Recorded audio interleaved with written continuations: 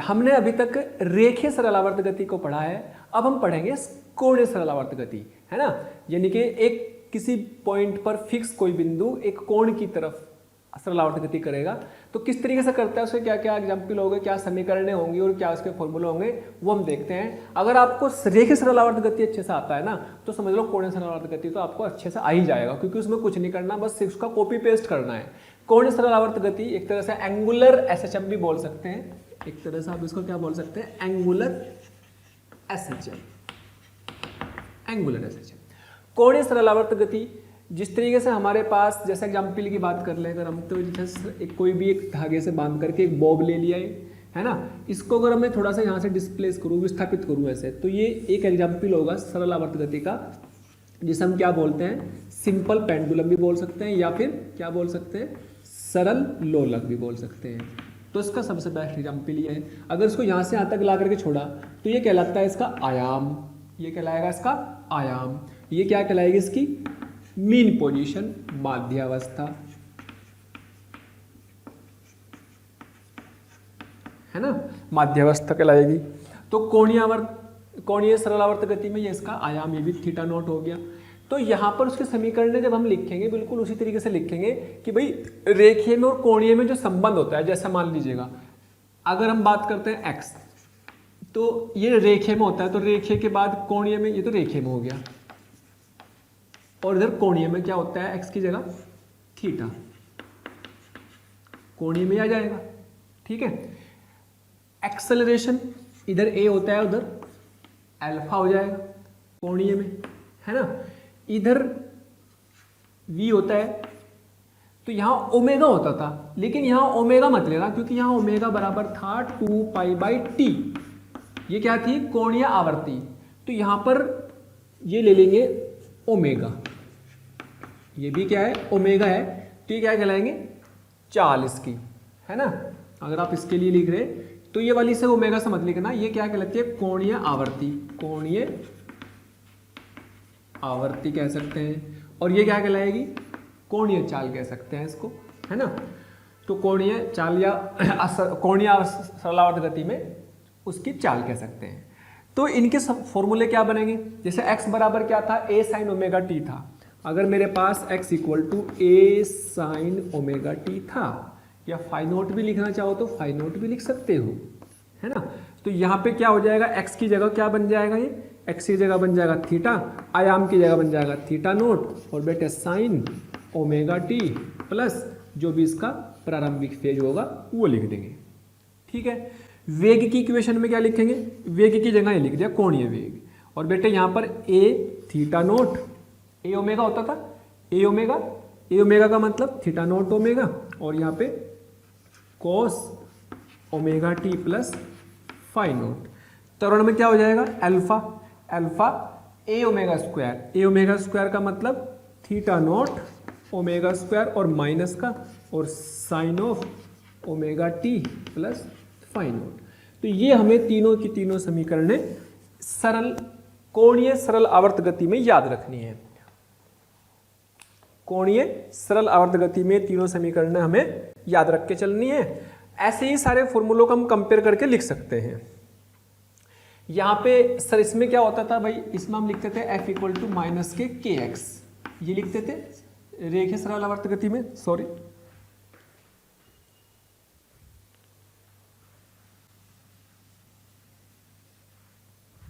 तो रेखीय सरल आवर्त गति में f बराबर लिखते थे माइनस kx, ये रेखीय में था। और कोणीय में क्या लिखा जाएगा, कोणीय में लिखा जाएगा टॉर्क बराबर माइनस के k थीटा। ये k क्या था, SHM कांस्टेंट, SHM नियतांक। और बेटे ये वाला k क्या है, ये भी SHM कोणीय SHM नियतांक, कोणीय SHM नियतांक, है ना। जहां x था वहां थीटा आ जाएगा, जहां बल था वहां पर आपके पास बल आघूर्ण आ जाएगा। ये क्या है, बल आघूर्ण। बल आघूर्ण से चीजें घूमेंगी, घूमने का कौन घुमाता, कौन है चीजों को, बल आघूर्ण। तो बल तो चलाता था, तो बल आघूर्ण, बल का जो असर होगा जिससे वो घूमेगी उसे क्या कहेंगे, बल आघूर्ण। तो बल आघूर्ण से जब चीजें घूमेंगी तो कौन घूमेगा, तो कोणीय आवर्ती आ जाएगी, कोणीय चाल आएगी, कोणीय समत्वरण आ जाएगा। तो इसलिए उसके सारे के सारे फॉर्मूले उसके जैसे ही रहेंगे, लेकिन थोड़ा सा अंतर हमें है कि भाई यहाँ पर हमने ये इस समीकरण में आयाम को थीटा नॉट की फॉर्म में लिखना है। ठीक है। इसी को अल्फा को ये भी लिख सकते हैं, जैसे a इक्वल टू क्या था ओमेगा स्क्वायर एक्स, तो माइनस के ओमेगा स्क्वायर थीटा, ये भी लिख सकते हैं, है ना, माइनस के ओमेगा स्क्वायर थीटा। सारे फॉर्मूले बिल्कुल आप कंपेयर करके लिख सकते हैं, लेकिन इतने से काम चल जाएगा। जैसे मान लो अगर आपको कोई बोले, जैसे मान लीजिएगा एक क्वेश्चन में देख लो कि मान लीजिएगा आपको कोई बोला कि भाई ये इसका आयाम है 2 डिग्री और यहाँ से इसको छोड़ दिया, यहाँ से इसको छोड़ने पर ये 1 डिग्री है, तो थीटा नॉट 2 डिग्री आ गया। छोड़ने पर समीकरण लिखो, अगर बोला गया इसके समीकरण लिखो, यहाँ से छोड़ा तो ये क्या है, आयाम कितना थीटा नॉट, और छोड़ा कहाँ से 1 डिग्री से, यानी कि जैसे आयाम a की वैल्यू 2 है और उसके आधे पर पहुँच गया, तो आप इसको फेजर डायग्राम में वैसे ही बनाओ जैसे बनाते थे। तो फेजर डायग्राम में ये एम्पलीट्यूड हो गया इतना, जिसे हम कह सकते हैं एम्पलीट्यूड ए, यानी कि थीटा नॉट कह सकते हैं, जिसे 2 डिग्री बोला, और इसके आधे से छोड़ा। आधे से छोड़ने का मतलब यहाँ से छोड़ा, t बराबर 0 पर इसका यहाँ पर है, तो आप इसको बोल सकते हैं ये मान लीजिए कोई एंगल है, कुछ भी मान लीजिएगा, इस एंगल को आप कुछ भी मान लो बीटा मान लो, तो ये ए हो गया, ए की जगह आ गया, और ये a/2 की जगह आ गया, है ना। उसके जैसा बना लिया ताकि आपको ये एंगल निकल जाए। मान लीजिएगा इस एंगल को आपने कुछ भी लिख लो, मान लो इसमें इस एंगल को बीटा मान लिया, तो कोस बीटा a/a/2 इससे गया तो कोस 60, तो बीटा कितना आ गया, बीटा आ गया 60 डिग्री, दैट इज π/3। तो यानी कि t बराबर 0 पर इतना है, तो ये क्या हुआ फाई नॉट, प्रारंभिक फेज। तो फाई नॉट कितना आ गया, फाई नॉट आ गया π/6। तो इक्वेशन क्या लिखोगे, समीकरण क्या लिखोगे, थीटा बराबर थीटा नॉट कितना, theta naught sine omega t plus phi naught. भाई समीकरण लिखने के लिए क्या चाहिए, समीकरण लिखने के लिए फाई नॉट चाहिए था, ये तो 2 डिग्री है ही, साइन ओमेगा टी प्लस बस यहाँ π/6 आ जाएगा, और ये इसकी समीकरण आ जाएगी। इस तरीके से हम ये सवाल पहले भी कर चुके इस तरह के सवालों को कि भाई इसको ये इसका आयाम हो गया और ये इसको हमने यहाँ से छोड़ा, तो t बराबर 0 पर ये यहाँ से छोड़ने पर इसकी समीकरण लिखो, यानी कि a/2 से छोड़ा, θ/2 से छोड़ा, थीटा नॉट बाई 2 से आधे आयाम पे से छोड़ा, बिल्कुल उसी तरीके से कंपेयर करो, हो जाएगा। ठीक है, चलिए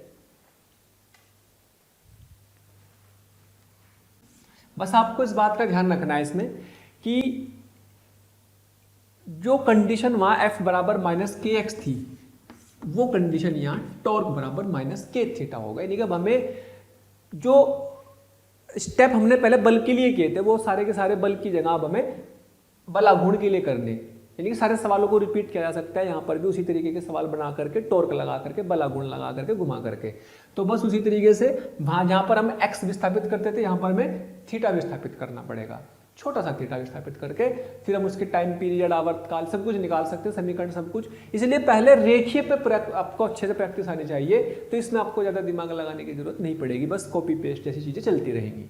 ठीक है, तो हम कोई भी समीकरण लिख सकते हैं। एक एग्जाम्पल और ले लेते हैं, मान लीजिएगा आपको एक समीकरण लिखनी है, आपसे बोल दिया जाए कि भाई ये पेंडुलम है और ये इसको यहाँ से छोड़ दिया, तो ये इसका 4 डिग्री है आयाम, तो आयाम कितना हो गया, थीटा नॉट 4 डिग्री। तो t बराबर 0 से यहाँ से छोड़ने पर इस दिशा में, तो इसकी समीकरण लिखो, इसकी समीकरण लिखो।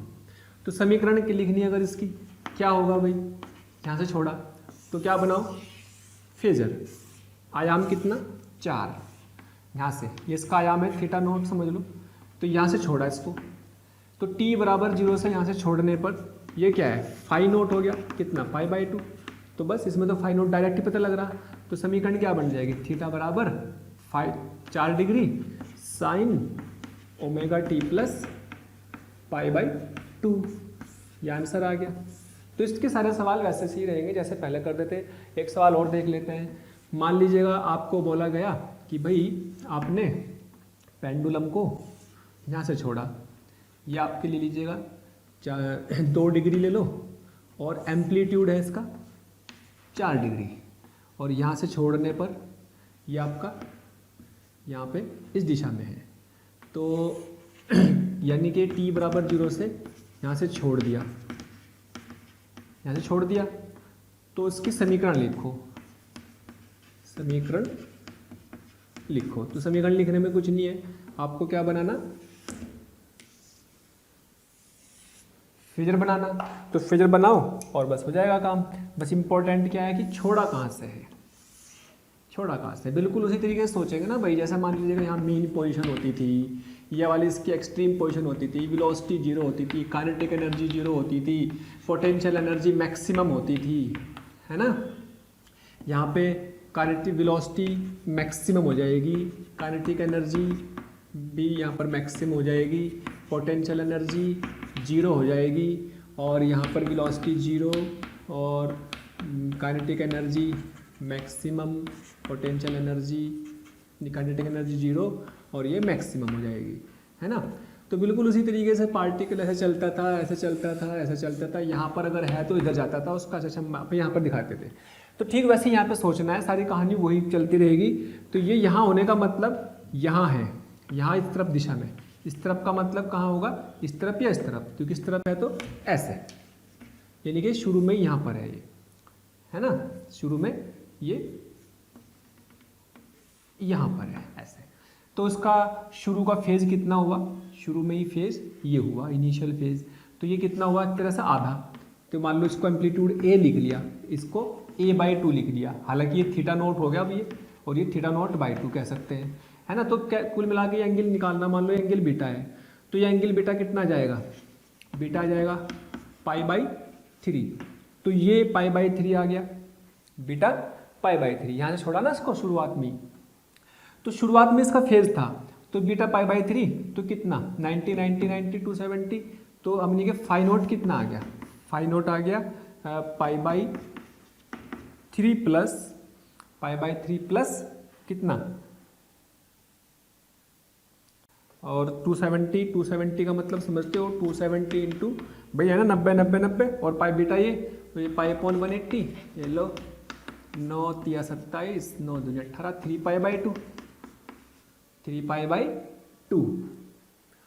तो कितना आ गया 6 और 2 3 दूनी 2 प्लस 2 तिया 6 9 पाई, इनके 11π/6। तो क्या इसकी समीकरण बनेगी, समीकरण बन जाएगी थीटा बराबर 4 degree sine omega t plus 11π/6। ये इसकी समीकरण बन गई, आंसर। तो कहने का मतलब यह है कि सब कुछ वैसा सही चलना है, ओके।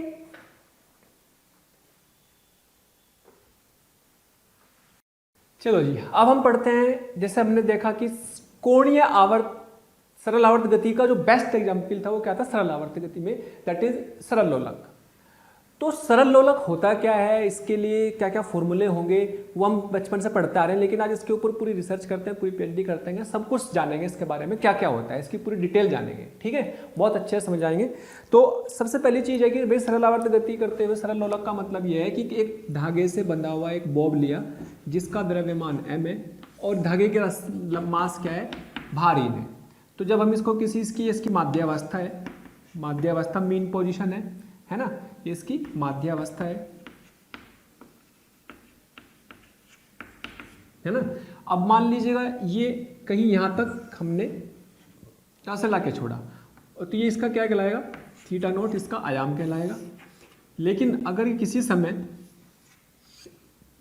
समय यहाँ पर है, किसी एंगल थीटा पर, तो उस समय इसके ऊपर लगने वाला नेट टॉर्क देखते हैं कितना है। वही स्टेप याद रखने हैं, किसी भी कोणीय आवर्त गति में टाइम पीरियड निकालना है, कोणीय सरल आवर्त गति में टाइम पीरियड निकालने के लिए बेटे सबसे पहला स्टेप क्या करेंगे, उसको उसकी माध्यावस्था से विस्थापित करा।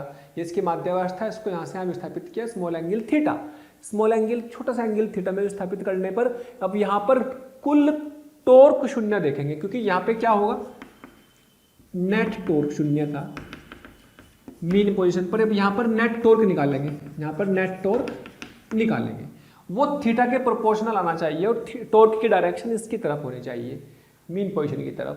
तो बस हो जाएगा अपना काम।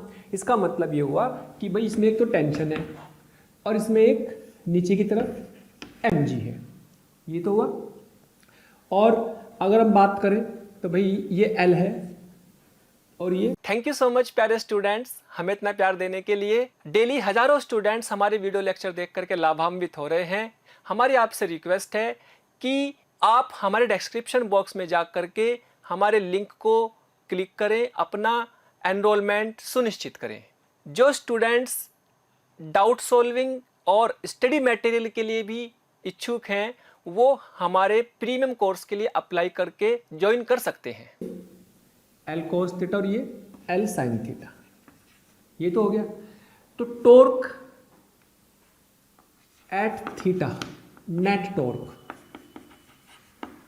क्या होगा, नेट टॉर्क किस किस के कारण, एक तो टेंशन, इस किसके बिंदु के पॉइंट, इसके हिंज के, इसको हिंज बोलते हैं, कब्जा बोलते हैं, जहां पर भी जुड़ा हुआ है सपोर्ट, या फिर जहां पर ये जुड़ा हुआ है हिंज या फिर कब्जा समझ लो, सपोर्ट कह सकते हैं यहाँ पर, या फिर आधार पर। इस आधार पर इसको बिंदु का नाम दे दिया O। तो O के अबाउट, O के परितः, क्योंकि बल आघूर्ण निकालने के लिए बताना जरूरी है कि किस बिंदु के परितः निकाल रहे हैं। अब देखो ये जो T है, तनाव है, ये तनाव बल तो इसी बिंदु से पास हो रहा, तो इसका आघूर्ण तो शून्य है, लेकिन mg में तो बल लग रहा, तो mg का आघूर्ण लिखेंगे mg इंटू लंबवत दूरी इसकी, इस वाले बिंदु से लंबवत दूरी L sin थीटा। और ध्यान से देखो, हमने थीटा को उधर डिस्प्लेस किया, उधर ले गए, उस तरफ ले गए ना, यहाँ से उस तरफ ले करके चले गए। तो जब उधर ले करके चले गए, ऐसे घुमाया यानी कि थीटा को ऐसे घुमाया, है ना, तो यानी कि थीटा की डायरेक्शन कहाँ बोल सकते हैं, बाहर। तो जब थीटा की डायरेक्शन बाहर है और ये mg इस तरफ है और r वेक्टर आपका यहाँ, तो r क्रॉस f से, r क्रॉस f, r और f का सदिश गुणनफल देखें, r क्रॉस f से टॉर्क का फॉर्मूला क्या होता है, r क्रॉस f। बेटे इसके हिसाब से देखो, r वेक्टर क्या बैठेगा, ये वाला, और f बल, तो r उधर, r क्रॉस f से ये अंदर आ गया, तो इसका मतलब टॉर्क की दिशा थीटा के अपोजिट है ना। ये चीज हम बहुत बार कर चुके हैं कि भाई कैसे थीटा उधर टॉर्क इधर, तो जब ये जिसका अपोजिट है तो माइनस लगा देंगे, जिसकी दिशा किधर है, मीन पोजीशन की तरफ है। बहुत बढ़िया, तो इसका मतलब माइनस mg L, और ये रहेगा थीटा, चूंकि थीटा स्मॉल है, थीटा क्या है, छोटा है बहुत, तो साइन थीटा को क्या लिख सकते हैं बेटे, थीटा लिख सकते हैं।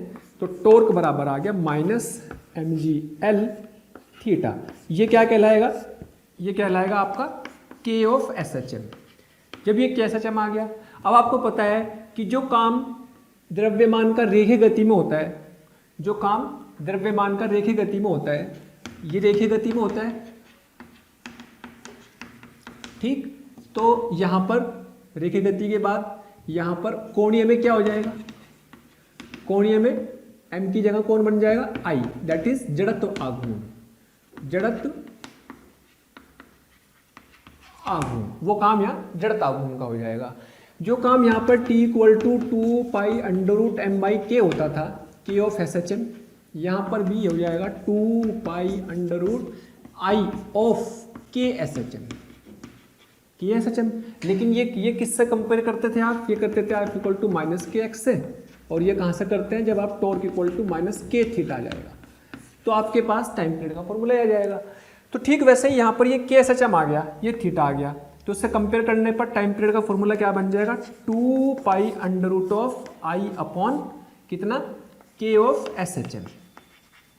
अब ये आई कितना हो जाएगा भाई इसका, इसके अबाउट क्या ये ml स्क्वायर हो जाएगा, ml स्क्वायर हो जाएगा, और के SHM कितना है, mgl, mgl, m से m गया, l से l गया, ये 2 पाई, यानी कि टाइम पीरियड आ गया 2 pi under root of l by g. बचपन से पढ़ते आ रहे हैं इसको फॉर्मूले को, इसको जानते हैं हम काफी समय से भाई। इसका मतलब टाइम पीरियड का formula 2 pi under root l by g होता है किसी भी सरल आवर्त गति करते हुए पेंडुलम का आवर्तकाल। लेकिन कंडीशन क्या है, थीटा छोटा होगा तब ऐसा होगा, थीटा छोटा नहीं होगा तब ऐसा नहीं होगा, है ना। इस बात का ध्यान रखें। इसी को आप ऐसे भी लिख सकते हैं, भाई आपके पास क्या आया, टॉर्क बराबर minus m g l theta, torque को लिख सकते हैं I alpha m g l theta, तो अल्फा बराबर minus m g l by I theta. ये क्या बन गया, ये बन गया ओमेगा स्क्वायर, तो ओमेगा स्क्वायर बराबर आई अपॉन या m g l upon I, या फिर ओमेगा बराबर I upon m g l, या फिर टाइम पीरियड बराबर 2 पाई अपॉन ओमेगा का मतलब sorry m g l upon I, है ना। तो ये आपका क्या बन गया, I upon m g l, ठीक। तो ये कह सकते हैं आप इसको कि टाइम पीरियड का फॉर्मूला ये बन गया, या फिर के एस एच हम बोल सकते हैं। इसी में भी आप आई की वैल्यू रख देंगे m l square upon m g l under root 2 pi m same l cell, तो 2 pi under root l by g, ठीक। तो सिंपल पेंडुलम के फॉर्मूला मतलब अल्फा की फॉर्म में लिख लो चाहे इसकी फॉर्म में लिख लो, वो एक ही बात है, उससे कोई कंफ्यूजन होने की जरूरत नहीं है। मतलब आप इसको अल्फा बराबर माइनस के ओमेगा स्क्वायर थीटा के फॉर्मेट में लाके कर लो, या टॉर्क बराबर के थीटा कर लो, वो ज्यादा बेटर रहेगा, क्योंकि के थीटा करते ही आप direct 2 pi under root I upon k S H M लगा सकते हो, है ना। तो अब इसके बारे में और बहुत सारी चीजें जानते हैं। हमें इसमें यहाँ देखने पे एक चीज समझ में आ गई कि भाई टाइम पीरियड का फॉर्मूला जो है वो क्या हो रहा है, वो टाइम पीरियड या प्रोपोर्शनल टू रूट एल है या t proportional to 1 by root g है। बड़ी इंपॉर्टेंट पॉइंट ये बात है कि भाई दो चीजों पर डिपेंड कर रहा है ना। अब जैसे हमने सिंपल पेंडुलम यानी कि सरल लोलक को ऐसे लिया कि भाई कोणीय आवर्त गति कर रहा है, लेकिन इसको कभी कभी ऐसे भी इसका प्रूफ ऐसे भी कर सकते हैं कि रेखीयावर्त गति, कि अगर मैं इसको बोलूं सरल आवर्त गति का टाइम पीरियड आवर्त काल लगभग रेखीय आवर्त गति मानने पर, रेखीय आवर्त गति मानने पर मतलब कहना है कि भाई आपका एंगल तो छोटा ही, तो इसको लगभग लगभग ऐसा मान लिया, तो ये x मान लो, ये इसकी मीन पोजीशन है, तो यहां पर f नेट 0, ये इसको थोड़ा सा एंगल घुमाया तो यहां पर क्या लग रहा है, mg लग रहा, यहां पर mg लग रहा, और इधर कौन लगेगा, ये mg cos थीटा लगेगा, इधर टेंशन t, और इस तरफ ये वाला mg sin थीटा। तो यानी कि मीन पोजीशन की तरफ कौन सा बल लग रहा, मीन पोजीशन की तरफ ये लग रहा है ना, x की तरफ। बिल्कुल छोटा सा मान लेना हमने इसको, अगर मैं इसको थोड़ा सा और अच्छे से बनाऊं तो आप इसको ऐसा समझ लो कि बहुत छोटा सा मानने पर ये ऐसा बन गया कि भाई लीनियर मान लेंगे, लगभग लगभग लीनियर। तो ये x हो गया ना, तो इसमें कौन हो जाएगा mg sin थीटा, तो इधर ये x है, तो सेंटर की तरफ मीन पोजीशन की तरफ नेट फोर्स कितना लग गया एट x, केवल क्या लगा mg sin थीटा, माइनस इस तरफ तो माइनस mg sin थीटा क्या लिख देंगे थीटा, बेटे ये लेंथ l है ये थीटा है, माइनस mg, जब स्मॉल एंगल होता है तो स्मॉल एंगल के केस में ये थीटा लिख दिया, तो थीटा बराबर क्या होता है आर्क यानी कि चाप बटे त्रिज्या। अब ये देखो जब ये छोटा सा है तो ये चाप हो गया x, ये त्रिज्या हो गई, तो क्या इसको l बाई एक्स लिख सकते हैं थीटा को, है ना, x बाई एल, चाप क्या हुआ x बाई एल, तो यहाँ लिख देंगे x बाई एल, तो एफ नेट लिख देंगे ये। तो अब देखो ध्यान से minus m g upon l into x, ये क्या बन गया, ये बन गया के एस एच एम। तो इस केस में टाइम पीरियड क्या बनता है 2 pi under root of m upon k S H M. ये सिर्फ एक तरीका है समझाने का और कोई ज़रूरत नहीं है इसको। तो क्या बनेगा 2 pi under root of m by k S H m कितना है भाई एम जी बाई एल, इससे कट जाएगा तो टाइम पीरियड आ जाएगा 2 pi under root of l by जी।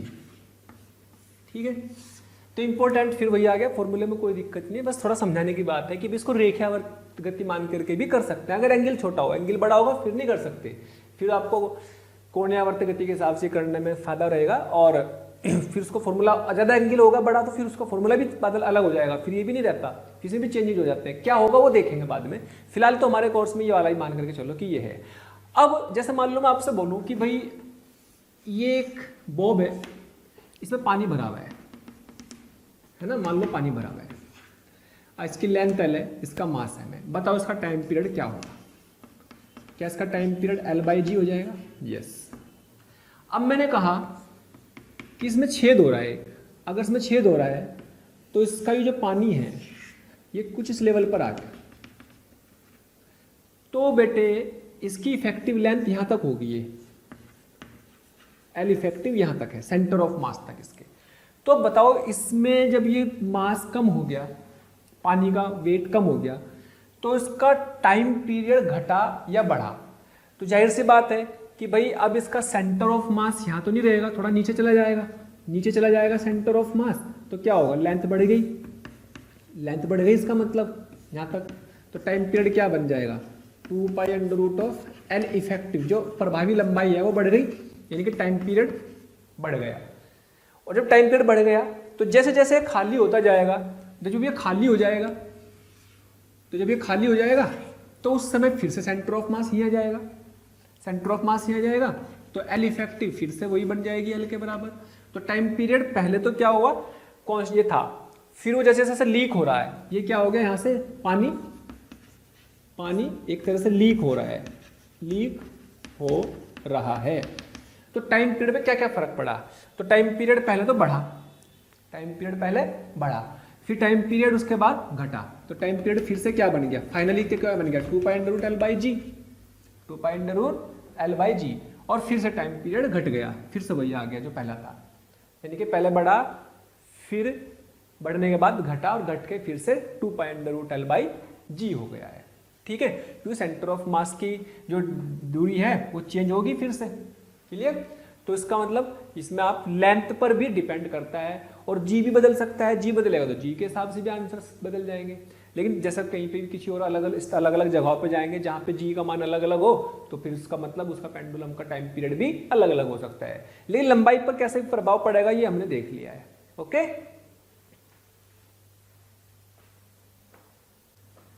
चलिए अब हमें इसके ऊपर प्रभाव देखते हैं कि हमारे सरल आवर्त गति करते हुए पेंडुलम पर क्या क्या प्रभाव पड़ते हैं। मान लो सरल आवर्त गति कहाँ पर है, सरल लोलक के आवर्त काल पर त्वरित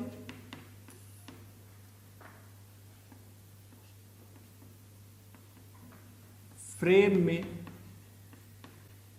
प्रभाव, ठीक है, संदर्भ में, यानी कि एक तरह से कह सकते हैं कि मान लो जैसे लिफ्ट है, कोई लिफ्ट में आपने पेंडुलम लगाया, मान लीजिएगा किसी एक्सेलरेशन से जा रहा है ना, तो किसी एक्सेलरेशन से जा रहा, तो पहला केस अगर मैं लूँ, अब देखो अगर ऊपर जा रहा है और एक्सेलरेशन 0 है तब तो टाइम पीरियड वही रहेगा, लेकिन अगर एक्सेलरेशन ऊपर जा रहा तो सूडो लगेगा नीचे, भाई नीचे एक तो mg लगता था इस पर, एक सूडो लग जाएगा m में, यानी कि नेट एक्सेलरेशन नीचे की तरफ g+a हो जाएगा, ये सूडो लगेगा, तो टाइम पीरियड बराबर बन जाएगा 2π√L की जगह g इफेक्टिव लगाना, तो 2π g प्रभावी, L तो उतना ही रहेगा, ठीक, तो यहाँ जाएगा g+a, तो आप कहेंगे कि टाइम पीरियड घट गया क्योंकि वैल्यू बढ़ गई नीचे की, ठीक। दूसरे केस में क्या कर दिया हमने, अगर ये नीचे आ रहा है, इसे नीचे आ रहा है तो सूडो फोर्स ऊपर लगेगा, है ना, सूडो फोर्स ऊपर लगेगा, तो टाइम पीरियड क्या बन जाएगा 2π√L/G-a, तो टाइम पीरियड बढ़ जाएगा। और अगर मान लीजिएगा तीसरे केस में जो लिफ्ट है, लिफ्ट क्या हो रही जो है, मुक्त रूप से गिर रही है, मुक्त रूप से गिर रही है। अगर वो लिफ्ट मुक्त रूप से गिर रही है, यानी कि आप ये कह सकते हैं कि इसका एक्सेलरेशन g के बराबर ही है, इसका एक्सेलरेशन g के बराबर ही है, तो पेंडुलम का टाइम पीरियड क्या लिखा जाएगा 2π√L/G-a, यानी कि 2π√L/G-g कट गया, तो क्या आ गया, ये आ गया 2π L/0, यानी कि इन्फाइनाइट आ गया। इन्फाइनाइट आने का मतलब है कि इसका आवर्तकाल अनंत होने का मतलब है कि वो पेंडुलम अब सरल आवर्त गति नहीं कर रहा होगा, यानी कि पेंडुलम विराम में है, अनंत समय लग रहा है, यानी कि उसको, यानी कि अनंत समय का मतलब कि वो सरल आवर्त गति नहीं कर रहा है, यानी कि वो रेस्ट पर आ गया, बिल्कुल रुका हुआ है ना, तो उसका आवर्तकाल अनंत बोल देंगे, यानी कि सरल सिंपल पेंडुलम अब आवर्त गति नहीं कर रहा है, ठीक, उसका आवर्तकाल अनंत हो गया है, ठीक है, ठीक है। अब ऐसे और भी केस ले सकते हैं, मान लीजिएगा प्यारे बच्चों, हमें रोज कमेंट्स के माध्यम से ये रिक्वेस्ट आ रही है कि सर हमें इस टॉपिक के वीडियो लेक्चर प्रोवाइड करें या इस टॉपिक के वीडियो को समझाएं, तो मेरी आपसे रिक्वेस्ट है कि आप हमारे चैनल पर जाकर के सब्सक्राइब करें और बेल आइकन को हिट करें, ताकि जो भी वीडियो लेक्चर हमने डाले हुए हैं उसके नोटिफिकेशन आपसे मिस ना हो। मैं ऐसा इसलिए कह रहा हूं क्योंकि हमने ज़्यादातर वीडियो लेक्चर को ऑलरेडी अपने चैनल पर डाला हुआ है, तो जिस लेक्चर की आप डिमांड कर रहे हैं वो लेक्चर आपको पॉसिबली वहां पर मिल जाएंगे। आपने ले लिया कि लिफ्ट आपके पास या कोई भी ट्रॉली है ऐसे, इसमें ये पेंडुलम है जो कि किसी एक्सेलरेशन ए से जा रहा, तो अब इस तरफ क्या जाएगा, एक एक्सेलरेशन आ जाएगा इस तरफ, एम में फोर्स इधर लगेगा, एम जी इधर लगेगा, तो नेट फोर्स इधर आ जाएगा, नेट फोर्स इधर आ जाएगा, एम ए का स्क्वायर प्लस एम जी का स्क्वायर, तो जी इफेक्टिव कितना बन जाएगा, तो जी इफेक्टिव बन जाएगा a square plus g square का अंडर रूट, तो टाइम पीरियड क्या बन जाएगा 2 pi under root of l by under root of g square plus a square. ये प्रभावी त्वरण होगा इस तरफ, जब इस तरफ चल रहा होगा तो उसकी माध्यावस्था भी अब ऐसी हो जाएगी, माध्यावस्था भी कहीं ऐसे बन जाएगी अब इसकी, तो इसी के अबाउट करेगा वो सरल आवर्त गति, है ना, इसी का अबाउट वो कोणीय सरल आवर्त गति करेगा, तो यहाँ पर भी आप क्या कह सकते हैं कि टाइम पीरियड क्या हो गया इसका घट गया, क्यों, क्योंकि नीचे की वैल्यू बढ़ गई, जुड़ रही है इसमें, समझ में आ गई बात। तो जब ये पेंडुलम ऐसा चल रहा था ना, तो उस पर इसकी ये ऐसे इक्विलिब्रियम में आ जाएगा, ऐसे साम्य अवस्था में आ जाएगा, तो इसी के अबाउट सरल आवर्त गति करेगा, तो उसकी मीन पोजिशन भी अब ये ना रह करके ये बन जाएगी, बाकी केसेस में मीन पोजीशन नहीं बदल रही थी, इसमें मीन पोजीशन भी बदल जाएगी, समझ रहे हैं ना भाई। मान लो मतलब ऐसा समझ लो कि ये आपका ऐसे चलते समय, तो ये सिचुएशन ऐसे हो जाएगी, ठीक, तो इसी के अबाउट वो क्या करेगा सरल आवर्त गति करेगा, ये इसकी माध्यावस्था बन गई इतनी, तो ये भी ध्यान रखेंगे इस बात में, है ना। अगर मान लो इंक्लाइन प्लेन पर है, इंक्लाइन प्लेन पर है, तो एम जी साइन थीटा का फोर्स नीचे की तरफ लगेगा, है ना, एम जी साइन थीटा का और फोर्स, और ये पेंडुलम ऐसे हो जाएगा, तो इस पे बेटे एक ध्यान से देखा जाए, अगर एम जी तो सूडो लगेगा एम जी साइन थीटा से,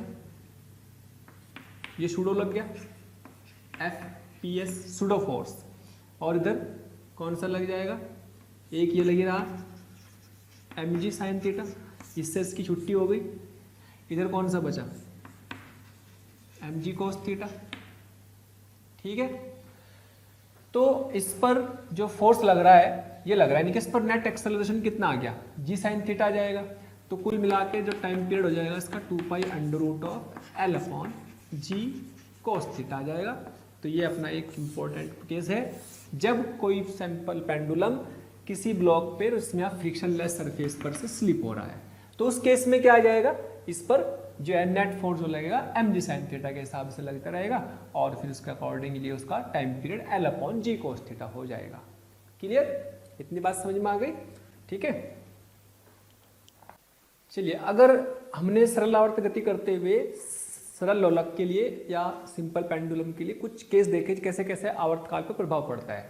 मान लो किसी सरल आवर्त गति करते हुए कण पे कोई कार है, कोई कार के अंदर लगा हुआ है ना, किसी कार के अंदर लगा हुआ है, ठीक है, ऐसे चल रही कोई कार, तो अगर वह चल रही है तो उसकी वेलोसिटी ऐसे है, तो उसमें एक तो सेंटर की तरफ एक्सेलरेशन होगा एसी, वो क्या होगा वी स्क्वायर बाई आर, और एक और मान लीजिएगा वी स्क्वायर बाई आर हो गया, और मान लीजिएगा उसकी वेलोसिटी है इस तरफ, तो उस पर उसके टाइम पीरियड पे क्या फर्क पड़ेगा। अगर मान लीजिएगा वृत्तीय पथ पर चल रहा है, रेडियस उसकी आर है, ठीक, रेडियस उसकी आर है, तो टाइम पीरियड पे क्या फर्क पड़ेगा। टाइम पीरियड का फॉर्मूला क्या था, 2 pi under root of L by, मतलब उसकी छत से लटका हुआ है ना, L by g effective, g प्रभावी निकाल लेंगे। तो जी प्रभावी जैसे मान लीजिएगा चल रही है और जब वो चलेगी तो उस पर बाहर की तरफ सूडो फोर्स लगेगा। मान लीजिएगा इसमें कहीं पे मैं मान लेता हूँ कि ये इसके अंदर इसकी छत पर ऐसे लटका हुआ है, तो उस पर सूडो फोर्स लग जाएगा, है ना, और ये बन जाएगा कितना mv² बाई आर, ये जी या v² बाई आर, तो नेट कितना लगेगा g² plus v² by r का होल स्क्वायर का अंडर रूट। तो जी इफेक्टिव बन जाएगा इसमें L upon under root of g² plus v² by r का होल स्क्वायर, ये तो लगेगा नेट इफेक्टिव। भाई मान लो जैसा कई बार ऐसा बोल दिया कि भाई किसी गाड़ी के अंदर, मान लीजिएगा किसी गाड़ी के अंदर कोई ये है ब्यूटीफुल महिला बैठी हुई है ना, ये लो, ये कोई लेडी बैठी हुई है और ये इसके कान में कुंडल लगा हुआ है, तो ये क्या बन गया सिंपल पेंडुलम। ये किसी कार में बैठी हुई है, कार में है, तो ये किसी वृत्तीय पथ पर ही है, कार भी चल रही, तो क्या होगा इस पर एक तो जी लग रहा नीचे की तरफ और एक सूडो लगने लगेगा इस तरफ, तो इधर कितना लगेगा, तो ये कितना जाएगा v² बाई आर। तो उस केस में आपके पास जी इफेक्टिव यानी कि नेट त्वरण इसका इधर लगने लगेगा और ये हो जाएगा, तो वो एक सरल आवर्त गति करने लगेगा, लेकिन इस वाले के हिसाब से, इस त्वरण के हिसाब से, ठीक है। तो अगर आपसे बोल दिया जाए कि भाई कोई सुंदर कन्या कोई भी जो है यहाँ पर इसके कानों में एक बाली लगी हुई है, इस बाली को जो है जैसे वो वृत्तीय पथ पर घूमता है तो उसका बताओ आवर्तकाल क्या हो जाएगा, तो आप आंसर देंगे कि ये हो जाएगा, ठीक है। अच्छा, अब इसमें ही हमने ये सारे जो फॉर्मूला लिखा है t बराबर 2 pi under root L by g, ये कब वैलिड है, ये है थीटा बराबर, थीटा बहुत छोटा है, बहुत छोटा है, तो ये वैलिड है, तब तो ये वैलिड है, यानी कि तब तो ये एग्जिस्ट करता है, इसका अस्तित्व है। लेकिन अगर थीटा स्मॉल नहीं है, यदि थीटा छोटा नहीं है ये, तो उस केस में sine theta is not equal to theta, हमने प्रूफ करते हुए साइन थीटा को थीटा लिखा था, है ना, तब यह सरल कोणीय सरल आवर्त गति नहीं करेगा, कोणीय सरल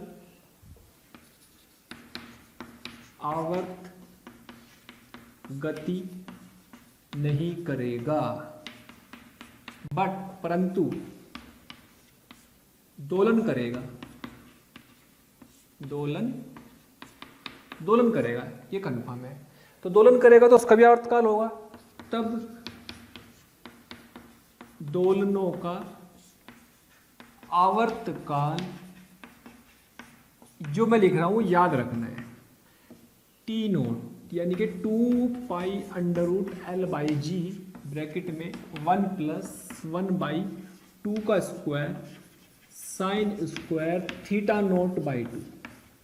थीटा नोट क्या है, आयाम। ऐसे एक साइन की सीरीज बनती है, आपको तो मुझे इतना याद रखना, ठीक है। ये आपके कोर्स में नहीं है, लेकिन अगर कहीं आपको बोल दिया जाए कि भाई जो है अपना पास जो है थीटा छोटा नहीं है, तब ये लगाना। और इसको भी एक साइन की सीरीज खोल के करते हैं अपने कोर्स में, इसका ना प्रूफ है ना ये फॉर्मूला है, बट 99.9% तो आएगा ही नहीं। बट अगर आपको याद रखना है कि अगर थीटा स्मॉल नहीं है तो क्या होगा, ये इसी को ऐसे भी लिखा जा सकता है भाई, इसी को ऐसे भी लिख सकते हैं थोड़ा सा याद रखने के लिए, क्योंकि हमें एम्पलीट्यूड दिया रहेगा, एम्पलीट्यूड दिया रहेगा। तो थोड़ा सा और अच्छे से लिख देता हूँ, 2 pi under root L by g 1 plus theta naught square by 16, ये रख लें बस, कभी कभी इसकी जरूरत पड़ सकती है, ये याद रखने लायक है। लेकिन कब लगाना, जब थीटा छोटा नहीं है तब लगाना। और चूंकि हमारे कोर्स में तो सिंपल हार्मोनिक है, इसलिए थीटा छोटा होगा, इसलिए ज़्यादातर हमें इसकी फॉर्मूले की जरूरत पड़ने वाली नहीं, लेकिन हमें अपनी इस बारे में नॉलेज होनी जरूरी है, ठीक है। हाँ जी, सिंपल पेंडुलम या सरल लोलक का एक और एग्जाम्पल है जिसे हम बोलते हैं सेकंड लोलक। तो सेकंड लोलक क्या होता है, ऐसा सरल लोलक, ऐसा सिंपल पेंडुलम जिसका आवर्तकाल 2 सेकंड फिक्स कर दिया गया। जिसका आवर्तकाल 2 सेकंड फिक्स कर दिया गया, तो उसका नाम बोलते हैं सेकंड लोलक। ठीक है, तो यानी कि टाइम पीरियड कितना हो गया इसका 2 सेकंड। तो उसका फॉर्मूला क्या बन जाएगा 2 pi under root of l upon g. इसी को बोलते हैं हम सेकंड लोलक, जिसका आवर्तकाल 2 सेकंड हो। ठीक है, सिंपल सी डेफिनेशन है। अच्छा, इससे हम ये भी निकाल सकते हैं एल कितना होगा। मान लीजिएगा 2 है, 2 का स्क्वायर किया 4 पाई स्क्वायर हो गया एल बाई जी। ठीक, तो ये अपना कितना जाएगा, इस 4 से 4 कट जाएगा, तो एल बराबर जी अपॉन पाई स्क्वायर। अच्छा, ये लगभग 9.81 होता है और पाई स्क्वायर की वैल्यू भी अप्रोक्सीमेटली 9.81 के आसपास होती है, तो अप्रोक्सीमेटली लेंथ आ जाएगी 1 मीटर।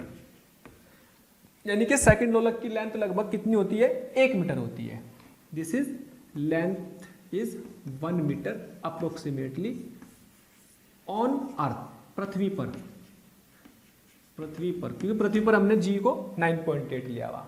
ठीक है, तो सेकंड लोलक के डेफिनेशन भी याद रखेंगे कि इसका आवर्तकाल 2 सेकंड फिक्स हो।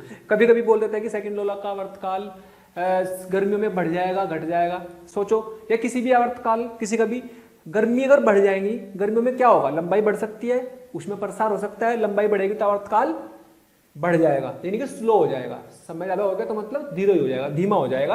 आवर्तकाल बढ़ने का मतलब धीमा हो जाएगा। तो गर्मियों में आवर्तकाल धीमा हो जाता है ना, यानी कि धीमा होने का मतलब आवर्तकाल बढ़ गया, समय बढ़ गया। और सर्दियों में क्या होती है, लंबाई कॉन्ट्रैक्ट सिकुड़ जाती है, लंबाई कम तो आवर्तकाल कम। तो उसमें आवर्तकाल कम होने का मतलब, आवर्तकाल कम होने का मतलब टाइम फटाफट पास हो रहा है, यानी कि उसके आवर्तकाल की वैल्यू कम हो गई और टाइम फास्ट हो गया। ठीक, एक सवाल देते जैसे सेकंड लोलक की लंबाई पृथ्वी पर 1 मीटर है, मैंने दिखाया भी 1 मीटर आती भी है, लगभग 1 मीटर होती है, लेकिन इसमें दे दिया सवाल में। तो चंद्रमा पर इसकी लंबाई क्या होगी। तो बेटे सीधी सी बात है, पृथ्वी पर, पृथ्वी मान लो अर्थ पर 2 सेकंड तो फिक्स है, क्योंकि और सेकंड लोलक बोल दिया, तो सेकंड लोलक का मतलब यदि सेकंड लोलक की लंबाई पृथ्वी पर, तो 2 सेकंड तो फिक्स है, चाहे पृथ्वी पर हो चाहे मून पर। तो 2 pi under root of l पृथ्वी पर, जी भी पृथ्वी पर, है ना। और मून पर, चंद्रमा पर भी 2 सेकंड होगा, क्योंकि आवर्तकाल की डेफिनेशन तो फिक्स कर दी हमने, सेकंड लोलक की डेफिनेशन तो फिक्स कर दी। जब फिक्स कर दी तो इसका मतलब क्या हुआ, इसका मतलब 2 सेकंड तो फिक्स होगा, लेकिन लंबाई बदलनी पड़ेगी अगर 2 सेकंड रखनी। अगर जी बदल गया, जी बदल जाता है हमारा चंद्रमा पर, तो ये आ गया 2 pi under root length on moon, g on moon. अब हमें पता है कि पृथ्वी पर तो जी होता है, लेकिन वहां पर चंद्रमा पर g/6 होता है, तो दोनों को छम्मा करवा दो, तो कितना बचा। तो बेटे ये 1 मीटर आ गई, है ना। तो कितना बैठ गया भाई, कितना बैठ गया, under root of l moon बटे जी मून बराबर अंडर रूट ऑफ एल पृथ्वी बटे जी पृथ्वी, है ना। दोनों तरफ का रूट हटा देंगे तो एल मून 1 और जी, और इधर कितना, सॉरी एल मून तो निकालनी है, ये g/6 होती है, और ये 1 मीटर हो गई, और बेटे ये जी हो गई, जी से जी कट गया, तो एल मून कितना आ गया 1/6 मीटर। 1/6 मीटर लंबाई का आपको वहां लेना पड़ेगा, तो वहां पे भी उसका आवर्तकाल 2 सेकंड हो जाएगा।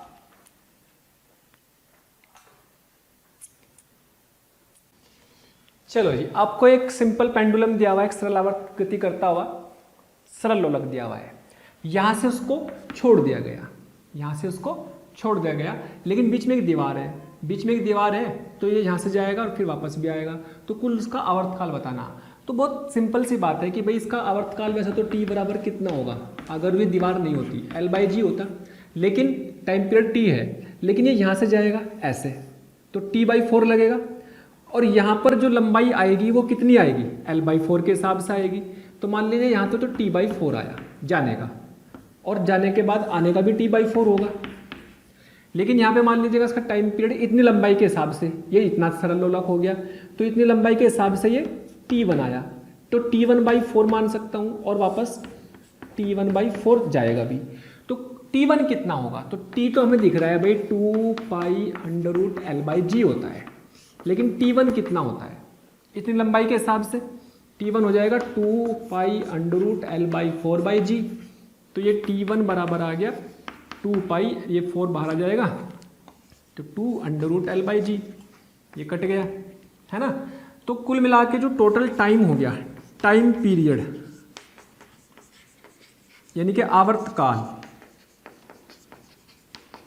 क्या हुआ, ऐसे गया और ऐसे आया, है ना। तो कितना आया भाई, 2 तो t/4 है और 2 t1/4 है। ये कट गया, ये कट गया, ये कट गया, तो कितना आ गया /2 तो t/2 का मतलब उसका आधा, यानी कि π√L/g। और t1/2 का मतलब इसका आधा, यानी कि π/2√Lg। तो t और t1 की वैल्यू रख दी, तो क्या बन गया, ये आ गया 1/2 3π/2√L/g, 3π/2√L/g। इतना इसका आवर्तकाल हो गया, ये आंसर हो गया। तो इतना ध्यान रखना है कि यहाँ पे इतनी लंबाई तो उसकी आवर्तकाल की कर ही नहीं रही, इतनी लंबाई आवर्त कर रही, तो ये वाला तो अपना हो गया ऐसे जा करके ऐसा आएगा, और ये वाला वापस जब इधर जाएगा तो इधर आएगा भी। तो इसमें तो ये वाला इसी लंबाई से चलेगा, इसमें इसी लंबाई से चलेगा, तो लंबाई बदलने से टाइम पीरियड बदल गया इसका, तो कुल टाइम पीरियड इस पर्टिकुलर आवर्तकाल ये बन जाएगा। ऐसे ही आपको एक और सवाल दिया हुआ है, इसमें भी इसका आवर्तकाल बताना। कितना समय लग रहा है, यहाँ से इसको छोड़ दिया, पर यहाँ से छोड़ दिया, तो यहाँ से छोड़ देने पर इसका आवर्तकाल बताना है। ये लो ध्यान से देखो, ये 2 डिग्री है 1 डिग्री, यानी कि ये एम्पलीट्यूड हो गया θ0, ए की तरह मान सकते हैं। और ये क्या बन गया, जैसे a/2 होता था वहाँ पर, तो उसको जब हम बनाएंगे तो क्या बनेगा, तो बहुत ध्यान से देखो, तो यहाँ से छोड़ा, यानी कि यहाँ से छोड़ा, ऐसे गया, तो ऐसे जाने में समय लगा, तो टाइम पीरियड तो क्या होगा 2π√L/g। इसका यहाँ से यहाँ तक जाने में समय लगेगा, एक यहाँ पे मान लो t1 लगा और वापस भी आएगा, वो भी t1 लगेगा, और फिर वापस जाएगा, वो भी t/4। जितना भी समय इसको लगेगा यहाँ से यहाँ तक जाने का, यहाँ पे तो t1/4 और यह भी t1/4, इतने तो लगेगा जितना भी इसके हिसाब से आवर्तकाल बैठेगा, है ना।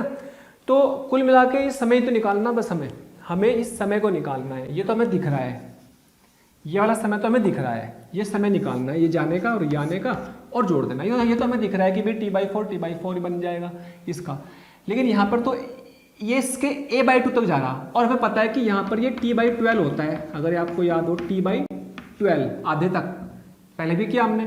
तो यहाँ से छोड़ देने पर ऐसे गया तो t/4 तो ये लग गया, ठीक है। और यहाँ प्रत्यास्थ टक्कर का मतलब होता है कि e की वैल्यू 1, यानी कि जिस वेग से टक्कर, जैसे यहाँ पे टकराया वैसे उसकी डायरेक्शन इधर आ गई, है ना, तो उसकी तुरंत डायरेक्शन बदल गई। तो यहाँ पर जब ये आएगा, जैसे ही यहाँ पर आया तो यहाँ पर पहुँच गया, तो t/4 लगा जाने का समय, ये वाला। फिर ये यहाँ से ऐसे गया, लेकिन a/2 तक, तो इतने में क्या आ गई, दीवार आ गई, तो ये टाइम तो कट गया, तो ये टाइम यहाँ से कट गया, तो ये वाला फिर सीधे यहाँ आ गया, तो ये टाइम तो ख़त्म हो गया। तो यहाँ से फिर से वापस वहाँ गया, तो ये वाला टाइम हमें पता है कि t/12 होता है, और ये भी पता है कि t/12 होता है ना। ये हम कई बार निकाल चुके a/2 से a/2, क्योंकि ये कितना बैठ गया एक तरह से आधा। अगर आपको हमारे वीडियो लेक्चर्स पसंद आ रहे हैं तो प्लीज़ लाइक और शेयर करना ना भूलें। इससे आपके साथी, आपके जो ज़रूरतमंद दोस्त और विद्यार्थी हैं, उन तक भी ये वीडियो लेक्चर पहुंच जाएंगे, ताकि वो भी इससे लाभान्वित हो सकें। और अभी मैं यही कहना चाहूँगा कि आपका इतना प्यार और इतना स्नेह देखकर हमारी मोशन की पूरी टीम बहुत मोटिवेटेड है, और आपके इस प्यार के कारण, इस मोटिवेशन से ही हम और अच्छे से अच्छे कंटेंट आपको प्रोवाइड करते रहेंगे। हो गया ना, a/2 मान सकते हैं इसे, a आधा एम्पलीट्यूड है, a की जगह थीटा है, यहाँ पर a से मैंने समझाने के लिए आपको ले लिया, तो ये आपका a मान सकता है। हालांकि यहाँ पे θ0 है, θ0 की वैल्यू 2 डिग्री है, इसी को मैंने लगभग a जैसे मान लिया ताकि समझ ले, पहले जैसा बन जाए। तो ये वापस फिर से वही टाइम t/4 आ गया, तो टोटल टाइम कितना लगा t/4 t/4 t/12 t/12, और t/12 निकालने में कोई दिक्कत होनी नहीं चाहिए। इसको निकालने के लिए हम क्या करते हैं, ये एंगल निकाल लेते हैं। मान लीजिएगा एंगल बीटा है, तो कोस बीटा से बीटा कितना आ जाएगा, बीटा आ जाएगा बेटे 60 डिग्री, यानी कि π/3, और तो ये एंगल भी बीटा आ जाएगा, तो ये एंगल आप निकाल सकते हैं, ये π/6 आ जाएगा। तो π/6 में टाइम कितना लगेगा, π/6 कोण बटे ओमेगा 2π/t, ओमेगा तो यही है, तो ये t आया t/12, तो ये 12 ये वाला हम कई बार निकाल चुके हैं, इसलिए मैं इस पर ज़्यादा टाइम नहीं लगा रहा। तो t/12 को हम जानते हैं कि ये t/12 लगता है जब a से a/2 तक जा रहे हैं, या आधे एम्पलीट्यूड तक जाने का समय मीन पोजिशन से। तो टाइम पीरियड क्या हो गया, आवर्तकाल कितना हो गया बेटा आवर्तकाल? तो 2 तो t/4 है और 2 t/12 है, तो t/2 प्लस t/6, तो कितना आ गया बेटे 6, 3 + 1 t, यानी कि 2t/3। तो आंसर आया 2/3 ऑफ 2π√L/g, ये आंसर आ जाएगा भाई 4π/3√L/g। तो ये बड़े सिंपल से उस लॉजिक से लगाना, अपने को फेजर आना बहुत जरूरी है। फेजर आता होगा तो आपको बहुत अच्छे से सब चीज़ें समझ में आ जाएंगी। क्लियर? इसी तरीके का मैं आपको एक और समझाता हूँ। हाँ ये देखो बिल्कुल वैसा ही क्वेश्चन है जैसे 1 डिग्री 2 डिग्री था, तो 1 डिग्री 2 डिग्री की जगह अल्फा और बीटा दे दिए, बस कोई ज़्यादा दिमाग नहीं लगाना, बस अपने को उसी तरीके से कॉपी पेस्ट कर देना, बस डाटा को थोड़ा सा संभाल लेंगे। देखो यहाँ से छोड़ा, यानी कि यहाँ से चला, तो t/4 समय तो यही लग जाएगा, वो जिस दीवार से टकराया, यानी कि ये आ गया, ये इतना टाइम कट हो गया, तो ये इतना टाइम निकालना ये वाला और ये वाला, और ये t/12 आ गया, t/4 आ गया ये वाला। तो कुल टाइम कितना लगा? तो आवर्तकाल कितना हुआ? 2t, 2 तो ये प्लस 2t/4, यानी कि अपने को 2t + t/2, यानी कि अपने को t क्यों काम करना मेनली। अब बहुत ध्यान से देखो, तो ये लंबाई अपनी बीटा के बराबर है और ये लंबाई अपनी अल्फा के बराबर है, मतलब ये एम्पलीट्यूड दे रखी है ना। तो ये बीटा है, मान लीजिएगा ये एंगल कुछ भी है, थीटा है, तो ये फाला क्या आ जाएगा, ये वाला आपका फाई मान लो, ये 90 - थीटा आ जाएगा। तो अपने को तो एंगल चाहिए, तो 90 - फाई नोट चाहिए ना, तो 90 - थीटा आ गया। तो एक काम करो, दोनों तरफ का साइन ले लो, साइन फाई नोट बराबर साइन 90 - थीटा, दैट इज कोस थीटा। तो कोस थीटा क्या हो जाएगा? आधार बटे कर्ण, अल्फा बटे बीटा, यानी कि साइन फाई नोट की वैल्यू लिख दी हमने अल्फा बटे बीटा, अल्फा बटे बीटा। तो फाई नोट कितना आ गया? फाई नोट आ गया साइन इनवर्स ऑफ अल्फा बटे बीटा। वो तो साइन में निकाल लो या कोस में निकाल लो, आपकी मर्जी है। तो फाई नोट आ गया, और बस अब अपने को क्या चाहिए, ये टाइम, ये वाला एंगल आ गया, तो टाइम t बराबर क्या बैठेगा? t बराबर phi naught upon omega. Omega का मतलब 2π/t, phi note equal to 2π/t, यानी कि फाई नोट t/2π, और ये क्या है, ये वाला है ना।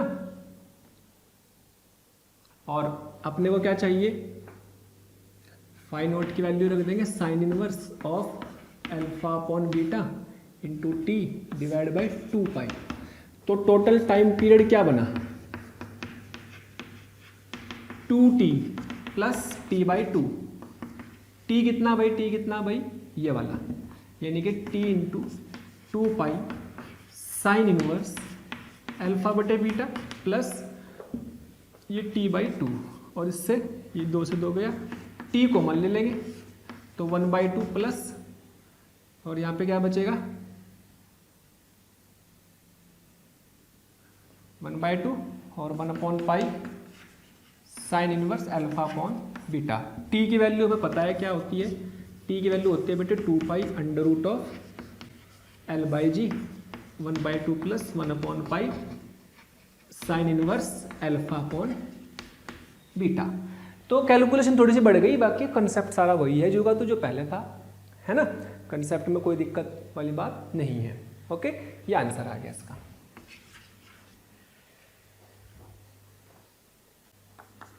देखिए, हमने सरल आवर्त का जो आवर्तकाल निकाला है, सरल लोलक का जो आवर्तकाल निकाला है, सिंपल पेंडुलम का जो टाइम पीरियड निकाला है, वो हमने उस कंडीशन में निकाला है कि जब लेंथ बहुत छोटी है, छोटे से पेंडुलम होते हैं जो लैब में होते हैं, जिनकी लंबाई पृथ्वी की रेडियस के कंपेयर में बहुत छोटी है, तो उस केस में क्या होता है कि जो जी होता है लगभग ऊर्ध्वाधर रहता है, जी जो होता है ऊर्ध्वाधर रहता है ना। हमने ये माना था कि भाई t बराबर 2π √L/g में L की वैल्यू रेडियस से बहुत छोटी है, पृथ्वी की त्रिज्या से बहुत छोटी है, क्योंकि इस कंडीशन में ताकि क्या हो सके, ताकि g ऊर्ध्वाधर लग सके, मतलब ऐसा पेंडुलम है तो जी अपना नीचे की तरफ लगता रहे, कोई दिक्कत नहीं, तब तक तो ठीक है। लेकिन ऐसा कोई जरूरी नहीं है कि जी अपना ऊर्ध्वाधर लगे। अगर लंबाई बहुत बड़ी हो, बहुत बड़ा पेंडुलम ले लो, अगर बहुत बड़ा पेंडुलम ले लिया हमने, मान लीजिएगा मैंने बहुत बड़ा पेंडुलम ये लिया, तो ये पृथ्वी है हमारी और बहुत बड़ी हाइट का पेंडुलम मैंने ले लिया, है ना। जब मैंने इसको बहुत बड़ी हाइट का पेंडुलम लिया, मान लीजिएगा किसी समय यहाँ है, ठीक है।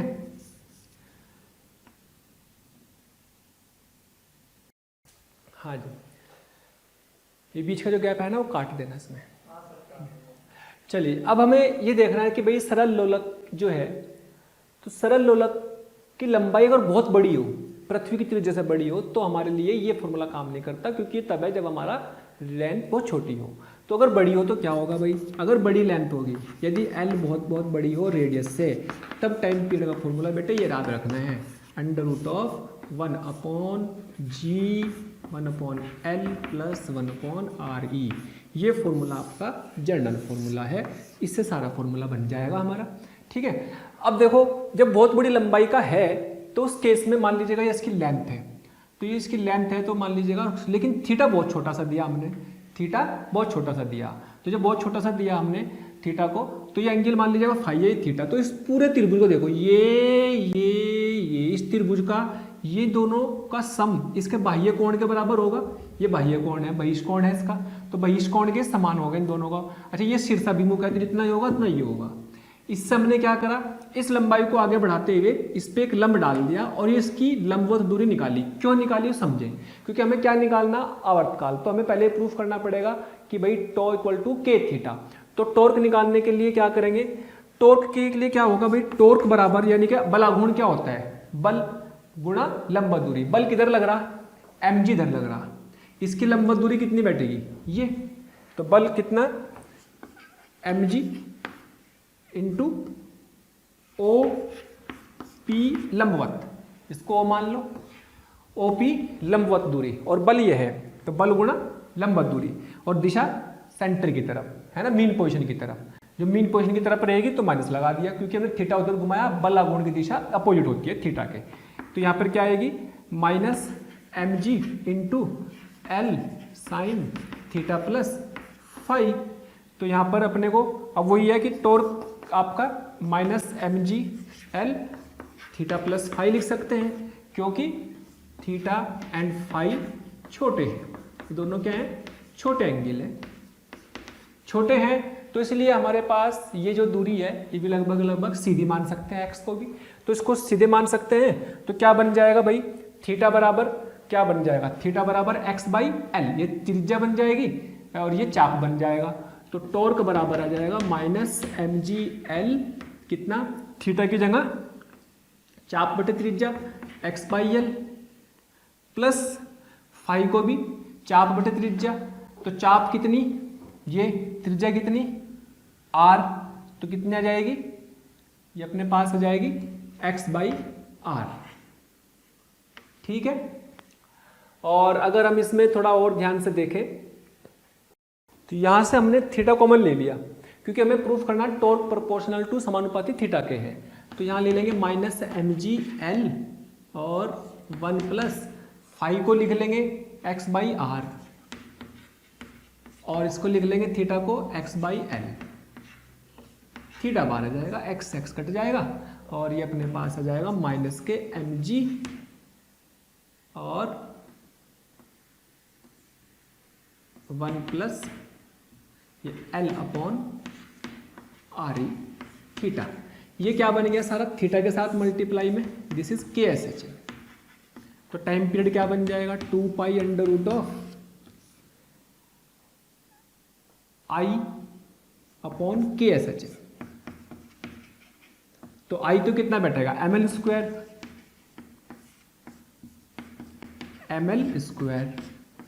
और KSH में कितना बैठ गया, mgl 1 प्लस L/RE। तो m से m कट गया, एक L से L भी कट गया, ठीक है। तो एक काम करते हैं, 2π √, अगर मैं इसमें से L बाहर ले लूँ तो क्या बचेगा 1/g 1/l प्लस 1/r। तो ये टाइम पीरियड हमारे पास आया किस कंडीशन में, जब लेंथ रेडियस से बहुत बड़ी होगी। ठीक है, तो अपने को फॉर्मूला याद रखना, प्रूफ को कोई ज़्यादा इंपॉर्टेंस नहीं है कि भाई जब लेंथ बहुत बड़ी होगी तो उस समय वाला फॉर्मूला लगाना। तो इसमें अपने को कुछ स्पेशल केस भी देख सकते हैं, जैसे अगर मान लो रेडियस बहुत छोटी कर दें, मान लीजिएगा पहला यही केस ले लेते हैं कि n less than R E. तो अगर ये आर बहुत छोटी हो जाएगी, रेडियस बड़ी होगी, तो क्या 1/r को छोड़ सकते हैं, नेगलेक्ट कर सकते हैं, नगण्य बन सकते हैं, नगण्य हो जाएगा। और अगर ये नगण्य हो जाएगा तो टाइम पीरियड क्या बन जाएगा 2π√1/g इंटू 1/l। ये तो जीरो हो गया, नगण्य हो जाएगा ना 1/r, तो है ना, आर बहुत बड़ा होगा तो 1/r तो नगण्य हो जाएगा, यानी कि क्या बन गया 2π√l/g, पहला वाला आ गया।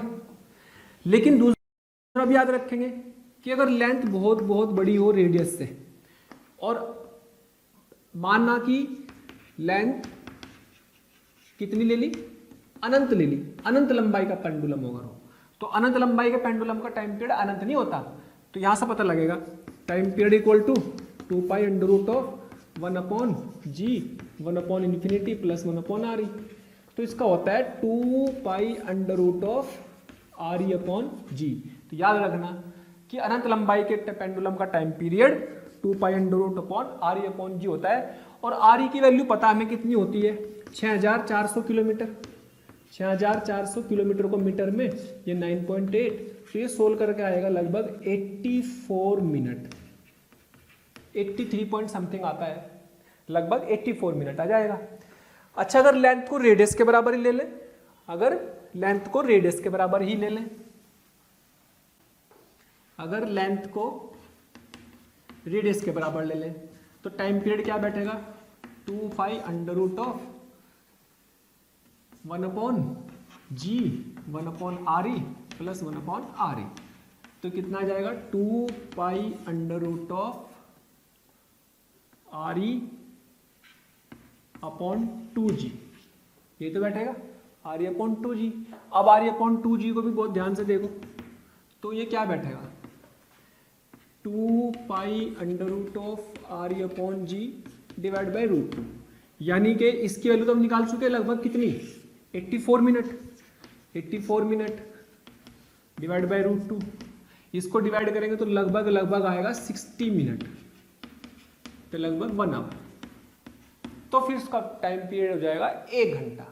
तो ये छोटे छोटे से केस हैं जिनको हम कर सकते हैं, है ना। तो ये सिंपल पेंडुलम के केस थे। सिंपल पेंडुलम के इन केसेस को हमें याद भी रखना है, और इन्हीं के साथ साथ कभी कभी सिंपल पेंडुलम की जगह स्प्रिंग पेंडुलम, स्प्रिंग लोलक,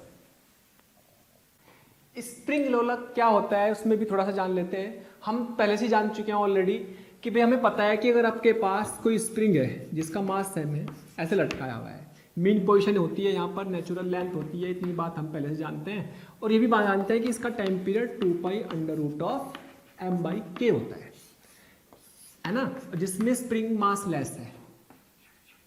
मास लेस मतलब स्प्रिंग भारी है, ठीक। लेकिन इसको बोलते हैं स्प्रिंग लोलक, ये हम ऑलरेडी पढ़ चुके हैं, इसलिए इस पर ज़्यादा टाइम नहीं लगाएंगे। बट कुछ छोटी सी चीज़ें आपको याद रखने की, अगर मान लो आपको बोल दिया जाए कि भाई स्प्रिंग का मास m है, ms है, द्रव्यमान स्प्रिंग का,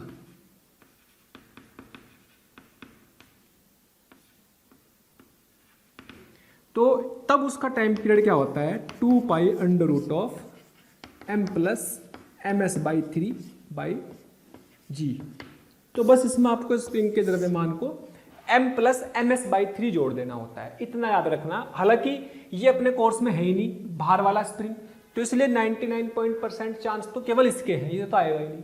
लेकिन अगर कहीं भार का द्रव्यमान दे भी जाए तो याद रख लेंगे कि भाई इसका द्रव्यमान के केस में यहाँ पर ms/3 स्प्रिंग के मास का 1/3 आता है। प्रूफ करने की जरूरत नहीं है क्योंकि अपने काम का इतना प्रूफ है नहीं, ठीक है।